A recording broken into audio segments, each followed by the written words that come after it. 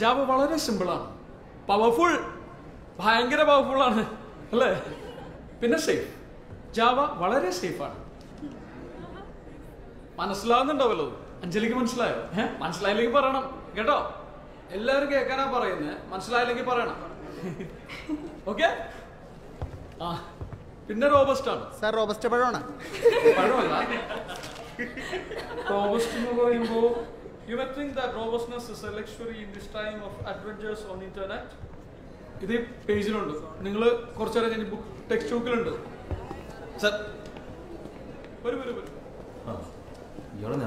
ജാവയാണ് പഠിപ്പിച്ചുകൊണ്ടിരിക്കുന്നത്. Java is very easy to learn. അതുകൊണ്ട് നിങ്ങൾക്ക് ഈസി ആയിട്ട് പഠിക്കാം. നമ്മൾ പറഞ്ഞ properties of Java simple and powerful. മനസ്സിലായോ?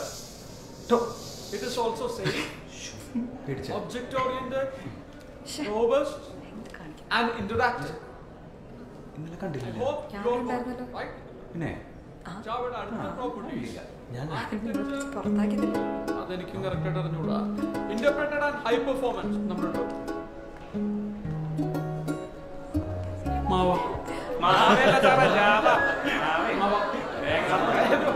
Sorry Java.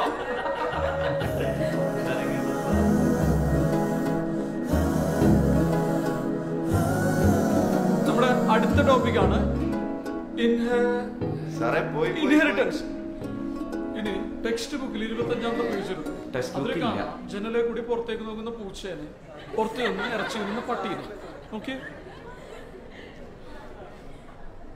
മനസ്സിലായോ? എനിക്കും കറക്റ്റായിട്ട് മനസ്സിലായിട്ടില്ല. നമുക്ക് അടുത്ത ടോപ്പിക്കിലേക്ക് പോവാം. Over riding. What is over riding? What is over riding? Tell me. ആരെങ്കിലും പറയടാ, എന്താണ് over riding? George Koya, Shambhu